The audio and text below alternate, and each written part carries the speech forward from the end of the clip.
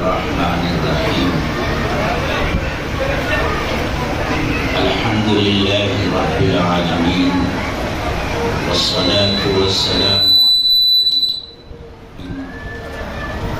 وعلى آله وأصحابه أجمعين أما بعد فقد قال النبي صلى الله عليه وسلم خيركم من تعلم القرآن وعلمه وقال عليه الصلاة والسلام لا حسد إلا في اثنتين رجل آتاه الله القرآن فهو يقوم به آناء الليل وآناء النهار ورجل آتاه الله مالا فهو ينفقه آناء الليل وآناء النهار أو كما قال عليه الصلاة والسلام. محترم صدر مجلس، معزز علماء کرام، بزرگان محترم، عزیز طلباء، آج کی یہ مبارک مجلس جس مقصد کے لیے منعقد ہوئی تھی وہ مقصد پورا ہو چکا. حافظ ہونے والے طلباء کے سروں پر دستار باندھی جا چکی اور اس موقع کی مناسبت سے جو ضروری باتیں آنی چاہیے تھی وہ سب کی سب مختلف علماء کرام کے بیانات میں آ چکی. علم کی فضیلت، طلباء اور علماء کا اللہ کے ہاں مقام کیا ہے، ہمارے ملک میں ان مدارس اور مکاتب کی ضرورت اور اہمیت کتنی ہے اور ان مدارس کے ساتھ تعاون کرنے والوں کا مقام اور مرتبہ اللہ کے نزدیک کتنا ہے، ایک ایک کر کے ساری باتیں علماء کرام کے بیانات میں آ چکی ہیں. میں سمجھتا ہوں کہ اس موقع کی مناسبت سے کوئی ایسی بات نہیں ہے جو سامنے آنے سے رہ گئی ہو. تو مقصد پورا ہو چکا ہے اور وقت بھی کافی گزر چکا ہے. نماز کا وقت ہے اور اس کے ساتھ پھر کھانے کا بھی وقت ہے. دونوں تقاضے ہمارے سامنے ہیں. اس لیے میں کوئی تقریر یا بیان نہیں کروں گا. مختصر وقت میں جو کچھ میں نے طلباء سے سنا ہے اور علماء کرام کی تقریروں سے جو استفادہ کیا ہے انہی میں سے دو ایک باتوں کو لے کر کے تھوڑی سی تفصیل اور وضاحت آپ حضرات کے سامنے پیش کروں. طلباء نے تقریریں کی، نظمیں پڑھی اور مکالمے پیش کیے. اپنی تقریروں میں اور مکالموں میں معاشرے کے بہت سے سلگتے ہوئے موضوع پر روشنی ڈالی. اس میں سے آخر میں جو ایک مکالمہ سامنے آیا جہیز کے نام پر، یقیناً جہیز آج ہمارے معاشرے کا ایک ناسور ہے اور اس کو روکنے کے لیے علماء کے بیانات، تقریریں، وعظ و نصیحت اور اس طرح طلباء کے پروگراموں میں مکالمے اور تقریریں ہوتی رہتی ہیں. لیکن حقیقت یہ ہے کہ یہ لعنت کم ہونے کے بجائے دن بدن بڑھتی جا رہی ہے. ہمیں اور آپ کو اس پر غور کرنا ہے کہ اصلاح کی اتنی کوشش ہونے کے باوجود یہ لعنت دن بدن آخر بڑھ کیوں رہی ہے، اس میں کمی کیوں نہیں آ رہی. تو جہاں تک میں نے غور کیا ہے اور میں اس نتیجے پر پہنچا ہوں اس کو میں آپ کو ایک مثال سے سمجھانے کی کوشش کرتا ہوں۔ دھاگے کا ایک گچھا ہو، ظاہر سی بات ہے جب دھاگے کا ایک گچھا ہوگا تو اس کے دو سرے ہوں گے۔ ایک سرا ایسا ہوگا کہ اگر آپ اس سرے کو پکڑیں گے اور دھاگے کو کھینچیں گے تو دھاگے میں جو الجھاؤ ہے، اس میں جو پیچیدگی ہے وہ ختم ہوتی چلی جائے گی اور وہ دھاگا سلجھ جائے گا۔ اور اگر مخالف سمت کا سرا آپ پکڑ کر کھینچیں گے تو وہ دھاگے کا جو گچھا ہے وہ سلجھنے کے بجائے مزید الجھتا چلا جائے گا۔ ٹھیک ٹھیک یہی صورتحال آج ہمارے بیانوں میں، ہماری تقریروں میں، وعظ و نصیحت کی مجلسوں میں ہوتی ہے کہ ہم مخالف سمت کے سرے کو پکڑتے ہیں، جس کی وجہ سے بجائے وہ گتھی سلجھنے کے مزید الجھتی چلی جاتی ہے اور اس کا کوئی فائدہ نہیں ہوتا۔ آپ جانتے ہیں کہ اسلام کا طریقہ ہوتا کیا ہے۔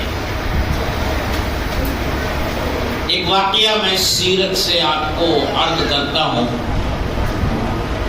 مشہور صحابی ہیں حضرت حنظلہ رضی اللہ تعالی عنہ۔ ایک دن وہ اپنے گھر سے بہت ہی گھبرا کر نکلے اور زبان پر بس ایک ہی کلمہ ہے، نافق حنظلہ، نافق حنظلہ، نافق حنظلہ۔ حنظلہ تو منافق ہو گیا، حنظلہ تو منافق ہو گیا، حنظلہ تو منافق ہو گیا۔ یہ راستے میں آواز لگاتے ہوئے جا رہے ہیں، سامنے سے حضرت ابو بکر صدیق رضی اللہ تعالی عنہ تشریف لے آئے اور انہوں نے پوچھا، حنظلہ کیا ہو گیا ہے تمہیں؟ تم نافقہ حنظلہ نافقہ حنظلہ کی تکرار کیے جا رہے، کیا ہو گیا؟ تو حضرت حنظلہ رضی اللہ تعالی عنہ نے عرض کیا، جب ہم اللہ کے رسول صلی اللہ علیہ وسلم کی مجلس میں ہوتے ہیں، آپ کے ارشادات عالیہ سنتے ہیں تو ہمارے دلوں کی کیفیت اور ہوتی ہے، دنیا سے بے رغبتی اور آخرت کا استحضار پورے طور سے ہوتا ہے۔ اور جب آپ کی مجلس سے اٹھ کر ہم اپنے گھر آ جاتے ہیں، بیوی بچوں کے ساتھ مشغول ہو جاتے ہیں، دنیا کے کاموں میں مشغول ہو جاتے ہیں، تو ہمارے دلوں کا وہ حال باقی نہیں رہتا، وہ کیفیت ہماری باقی نہیں رہتی۔ تو ہمارے دل کا حال آپ کی مجلس میں اور گھر آنے کے بعد اور یہ کیفیت کا بدلنا ایسا محسوس ہو رہا ہے کہ یہ نفاق ہے، تو حنظلہ تو منافق ہو گیا۔ حضرت ابو بکر صدیق رضی اللہ تعالی عنہ نے فرمایا، حنظلہ یہ صرف تمہارا حال نہیں، یہ تو ہمارا بھی حال ہے، آؤ چلو اللہ کے رسول صلی اللہ علیہ وسلم سے اس مسئلے کو حل کرتے ہیں۔ دونوں حضرات حاضر ہوئے، اللہ کے رسول صلی اللہ علیہ وسلم کے سامنے صورتحال رکھی تو آپ نے ارشاد فرمایا، حنظلہ گاہے گاہے، یہ تو کبھی کبھی ہوتا ہے، اگر ہر وقت تمہاری وہی حالت رہے جو میری مجلس میں ہوتی ہے تو یاد رکھو راستوں میں تم چل رہے ہوگے اور فرشتے تم سے مصافحہ کریں گے۔ اس سے کیا معلوم ہوا؟ ہر صحابی کو سب سے پہلے اپنی فکر ہو اور اصلاح کا کارگر طریقہ یہی ہے کہ ہر شخص اپنی فکر کرے، ہر شخص اپنی فکر کر لے تو ہر فرد جب فکر کرنے والا ہو جائے گا تو معاشرہ آخر نام ہے کس چیز کا؟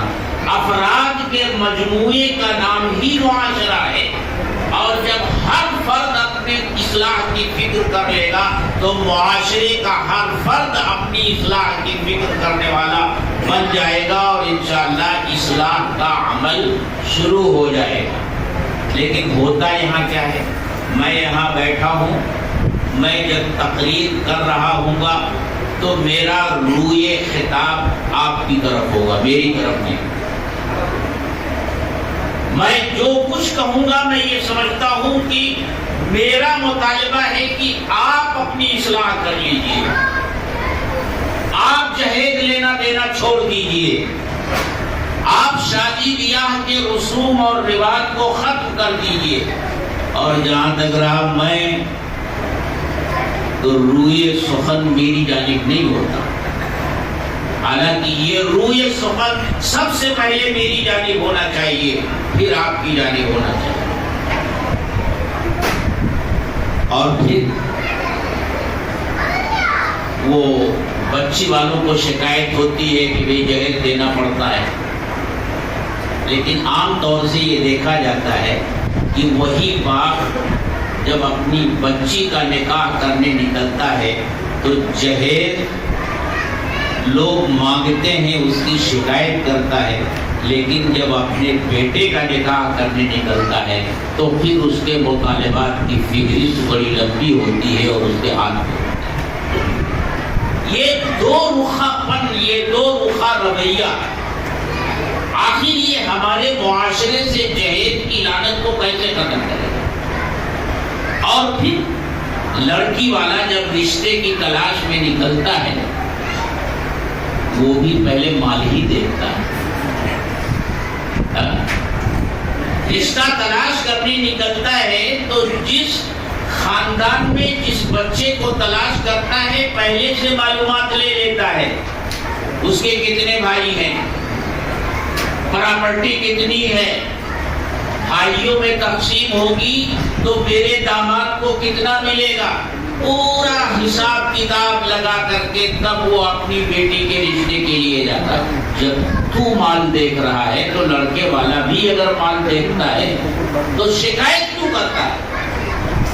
مال کو تو بھی معیار بنا رہا ہے، اپنی بیٹی اسی کو دینا چاہتا ہے جس کے پاس مال ہے، جس کے پاس مال نہیں ہے تو بھی اس کا روادار نہیں ہے کہ تو اپنی بیٹی کا نکاح اس سے کرے۔ حالانکہ آقائے مدنی تاجدار مدینہ سرکار دو عالم حضرت محمد رسول اللہ صلی اللہ علیہ وسلم نے رشتہ قائم کرنے کا معیار کیا بنایا ہے اور کیا بتایا؟ ایک واقعہ چھوٹا سا سن لیجیے۔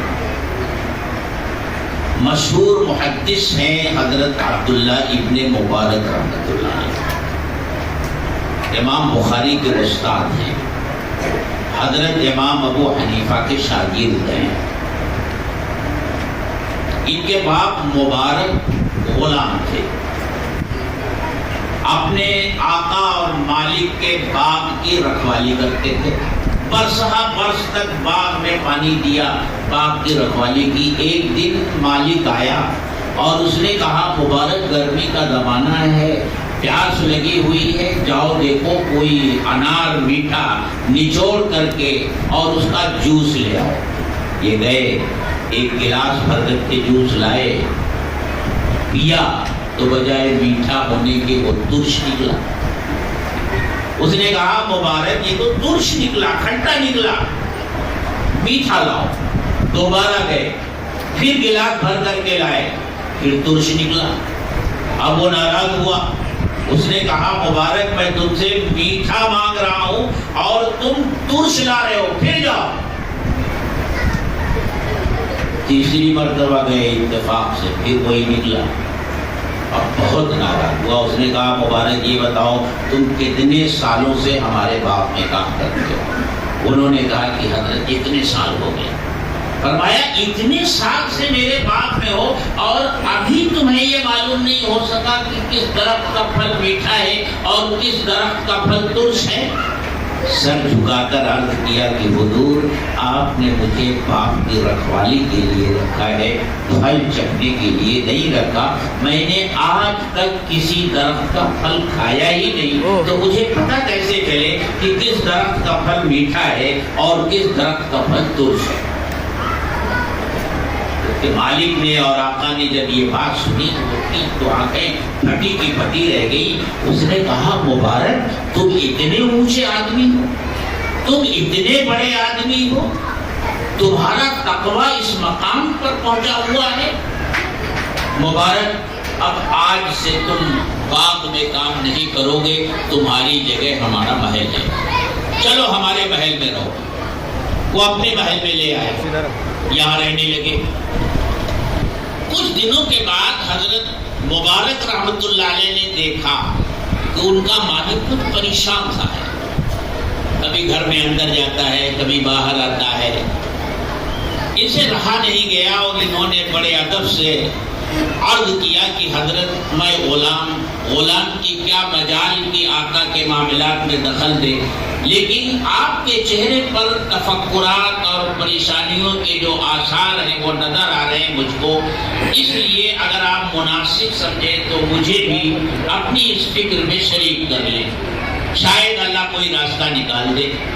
اس نے کہا مبارک تم نے ٹھیک سمجھا, مجھے اس وقت بڑی پریشانی ہے, اور پریشانی یہ ہے کہ میری ایک بیٹی ہے جو نکاح کے عمر کو پہنچ گئی ہے. اس کے بہت سے رشتے آئے ہوئے ہیں, امیروں کے, نوابوں کے, شہزادوں کے, بڑے بڑے مالداروں کے رشتے آئے ہوئے ہیں.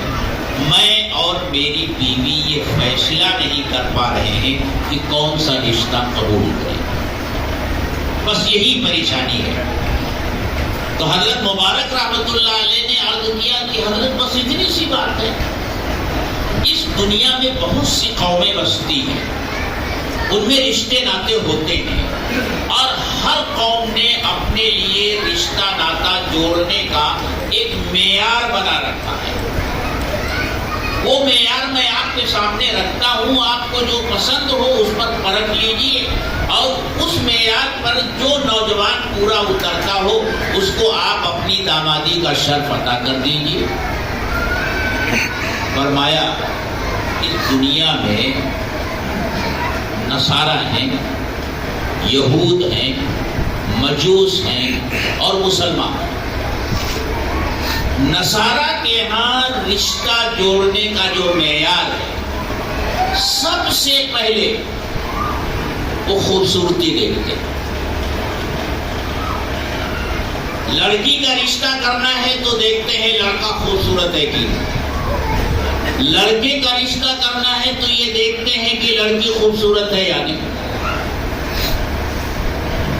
اگر آپ کو نصارہ کا یہ معیار پسند ہے تو آنے والے رشتوں میں جو لڑکا سب سے زیادہ خوبصورت ہو آپ اس کو اپنا داماد بنا لیجیے اور اس کا رشتہ قبول کر لیجیے. یہود مال و دولت دیکھتے, جو زیادہ مالدار ہوتا ہے اس کے ساتھ رشتہ قائم کرتے ہیں. اگر یہودیوں کا یہ معیار آپ کو پسند ہے تو جو رشتے آپ کے ہاں آئے ہیں ان میں جو لڑکا سب سے زیادہ مالدار ہو اس کو آپ داماد بنا لیجیے. اور مجوس حسب نسب دیکھتے, خاندان دیکھتے. اگر یہ معیار آپ کو پسند ہے تو آپ دیکھ لیجئے جس لڑکے کا حسب نسب ہو اور ان میں جو نجیب الطرفین ہو اس کو آپ اپنا داماد بنا لیجئے. اور ایک معیار ہمارے آقا حضرت محمد الرسول اللہ صلی اللہ علیہ وسلم نے دیا ہے. آپ نے ارشاد فرمایا تنکح المرأة لأربع لمالها ولجمالها ولحسبها ولدینها. کسی عورت سے نکاح 4 بنیادوں پر کیا جاتا ہے, حسن و جمال کی بنیاد پر, مالداری کی بنیاد پر, حسب نسب اور خاندان کی شرافت کی بنیاد پر, اور دینداری کی بنیاد پر. آپ نے فرمایا دینداری کی بنیاد پر رشتے قائم کرو, کامیاب رہو گے. فاظفر بذات الدین تربت یدا, کامیاب رہو گے. اگر آقا کا دیا ہوا یہ معیار دینداری والا معیار آپ کو پسند ہے تو ان میں سے جو نوجوان سب سے زیادہ دیندار ہے اسے آپ اپنا داماد بنا لیجیے۔ اس نے کہا مبارک تم کتنے اونچے مقام پر ہو، اب تک ہم اندازہ نہیں لگا سکے۔ تم نے تو ہماری بند آنکھیں کھول دی، ہماری نگاہوں پر جو پردے پڑے ہوئے تھے وہ ایک ایک کر کے تم نے ہٹا دیے۔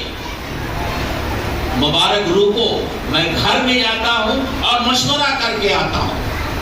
وہ گھر میں گئے، تھوڑی دیر کے بعد باہر تشریف لائے اور کہا مبارک ہم غلام ہیں مدنی آقا حضرت محمد الرسول اللہ صلی اللہ علیہ وسلم کے، بھلا آپ کے دیے ہوئے معیار سے ہٹ کر دنیا کے دیے ہوئے معیار کو ہم کیسے اختیار کر سکتے ہیں؟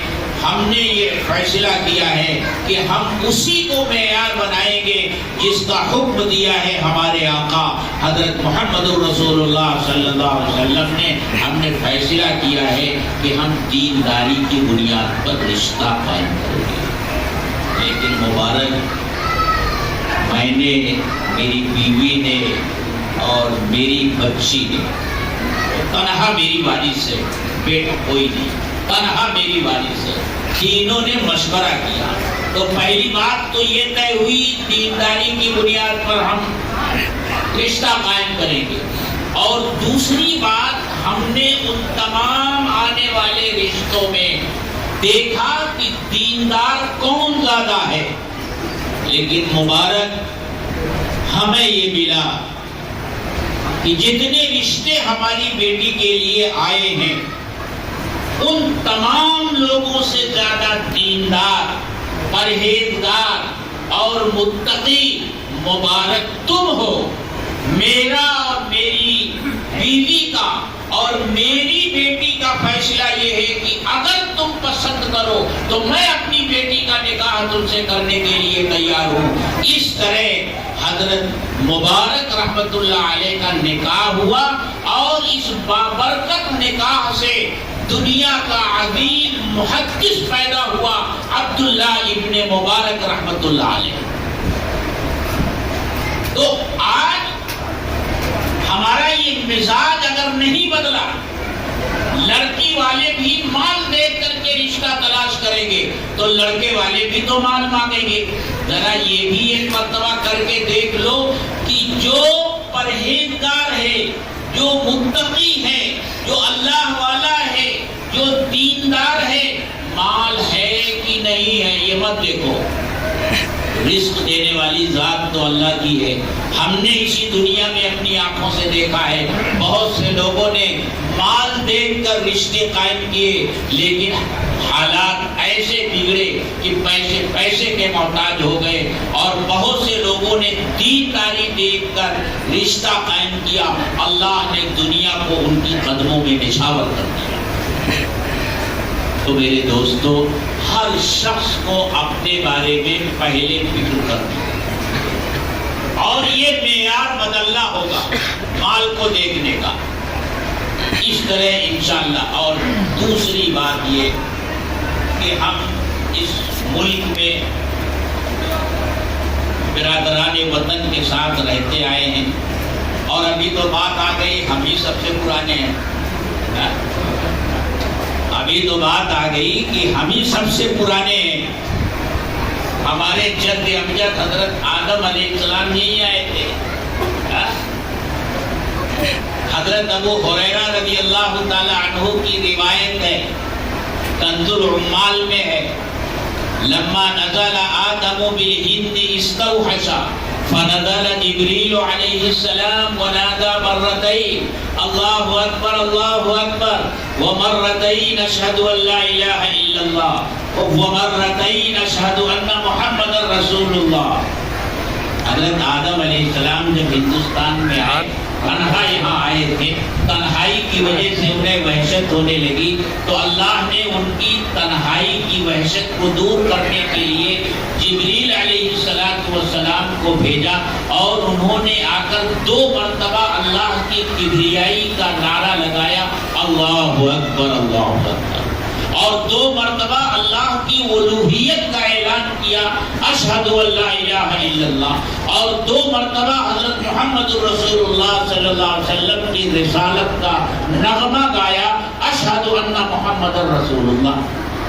تو اگر کوئی، بلکہ میں آپ سے یہ کہوں کہ آدم علیہ السلام تو اس دنیا میں آئے، سب سے پہلے آئے اور یہی آئے، اللہ کے نبی تھے تو پہلی وحی یہی آئی، جبریل امین وحی لے کر کسی نبی کے پاس اس دنیا میں سب سے پہلے ہمارے ہی ملک میں آئے۔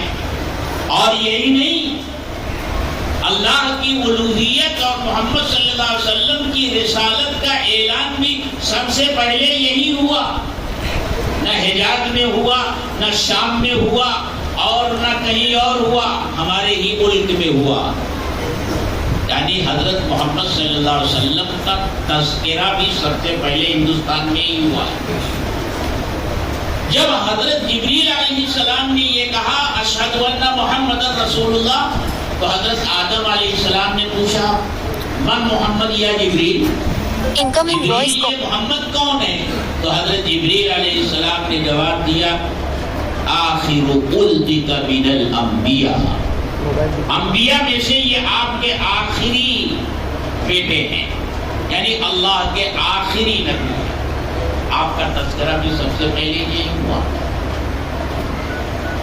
تو یہ تو بڑی مقدس سرزمین ہے میرے دوستوں۔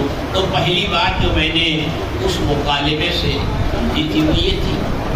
دوسری بات، ایک بچے نے تقریر کی، اس تقریر میں اس نے ایک بات کہی، کلام اللہ کی عظمت کے بارے میں تقریر کی۔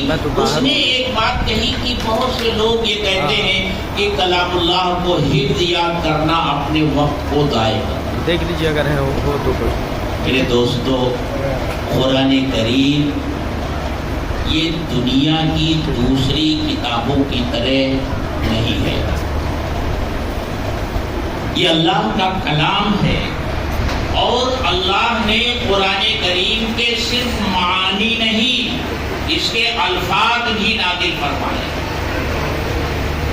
اس لیے ہمارے یہاں اصول فقہ کی کتابوں میں پڑھایا جاتا ہے، علماء جانتے ہیں کہ وہاں ایک جملہ آتا ہے ہوا اسم للنظم والمعنی جميعا، قرآن نام ہے نظم اور معنی دونوں کا، یعنی الفاظ اور معنی دونوں۔ یہ قرآن کریم کے الفاظ کو یاد کرنا، اس کو حفظ کرنا، اس کو اپنے سینے میں محفوظ کرنا، یہ اللہ کے رسول صلی اللہ علیہ وسلم کا طریقہ تھا۔ آپ خود اس کو یاد کرنے کی کوشش کرتے تھے۔ سورہ قیامہ میں فرمایا جب جبریل امین وحی لے کر آتے تھے اور تلاوت کرتے تھے تو آپ پیچھے پیچھے پڑھتے جاتے تھے جلدی جلدی۔ قرآن نے کیا کہا؟ لا تحرک به لسانك لتعجل به ان علینا جمعه وقرآنہ فاذا قرأناه فاتبع قرآنہ۔ اے محبوب، آپ جلدی جلدی مت پڑھیے، بلکہ آپ خاموشی سے سنیے۔ قرآن کا پڑھوا دینا اور پھر اس کا یاد کروا دینا آپ کو، اور پھر اس کے معنی کا بیان کروا دینا، یہ ہماری ذمہ داری ہے، یہ ہم آپ سے کام لیں گے۔ تو قرآن کے الفاظ کی تلاوت کرنا، اس کو پڑھنا، یہ مقاصد بعثت میں سے ایک بڑا مقصد ہے۔ اللہ تعالیٰ نے قرآن کریم کی جن آیات میں رسول اللہ کو اس دنیا میں بھیجنے کے مقاصد بیان کیے ہیں، ان میں پہلا مقصد قرآن کریم کی آیتوں کی تلاوت ہے۔ یتلو علیہم آیاتی، کہ وہ رسول لوگوں پر اللہ کی آیتوں کی تلاوت کرتا ہے، اور تلاوت نام ہے الفاظ کو پڑھنے کا۔ یہ قرآن جس طرح پڑھا جاتا ہے نا، یہ پڑھنا بھی اللہ نے جبریل کو سکھایا ہے، اور جبریل نے رسول کو بتایا ہے، اور رسول نے صحابہ کو بتایا ہے، اور صحابہ نے اس امت کو بتایا ہے۔ ورنہ قرآن علماء بیٹھے ہیں، ان سے پوچھ لیجیے گا. ایک مثال دیتا ہوں، جیسے ابھی قاری صاحب جو سورہ ناس تلاوت کر رہے تھے، قاری بدر عالم صاحب، تو جو لوگ مختلف قراتوں سے واقف نہیں ہیں وہ سوچتے رہے ہوں گے یہ دیکھو قاری صاحب قرآن غلط پڑھ رہے ہیں. ایک جگہ ایک قاری صاحب تھے، وہ سورہ فاتحہ پڑھ رہے تھے، تو ایک مرتبہ انہوں نے پڑھا مالکی یوم الدین، پھر پلٹ کر انہوں نے پڑھا ملکی یوم الدین. جو لوگ نہیں جانتے تھے وہ کہنے لگے یہ دیکھو یہ قاری صاحب کیا کر رہے ہیں، غلط پڑھ رہے ہیں. مالکی یوم الدین ہے اور قاری صاحب ملکی یوم الدین پڑھ رہے ہیں. قاری صاحب نے پڑھا والنجم اذا ہوا ما ضل صاحبکم وما غوا، اور پھر پڑھا والنجم اذا ہوے ما ضل صاحبکم وما غوے. تو کہتے ہیں وہ غلط پڑھ رہے ہیں. یہ غلط نہیں پڑھ رہے. قرآن کریم 7 قراتوں میں نازل ہوا. انزل القرآن علی 7 احرف، 7 قراتوں میں نازل ہوا. اور قرآن کریم جو لکھا گیا ہے، حضرت عثمان غنی رضی اللہ تعالی عنہ نے جس طرح اس کا رسم الخط رکھا ہے، اس رسم الخط کی بنیاد پر ہر قرأت کا پڑھنا آسان ہے. یہ زیر زبر تشدید اور جر یہ تو بعد میں لگایا گیا. اگر یہ زیر زبر اور تشدید ہٹا دیا جائے پھر آپ دیکھیں گے کہ سورہ فاتحہ میں جس کو ہم مالکی پڑھتے ہیں وہ کیسے لکھا ہوا ہے؟ میم لام کاف، میم الف نہیں لکھا ہوا ہے. عربی کی دوسری کتابوں میں جب لفظ مالک لکھا جاتا ہے تو میم الف لام کاف لکھا جاتا ہے مالک، لیکن قرآن میں سورہ فاتحہ میں میم لام کاف ہے.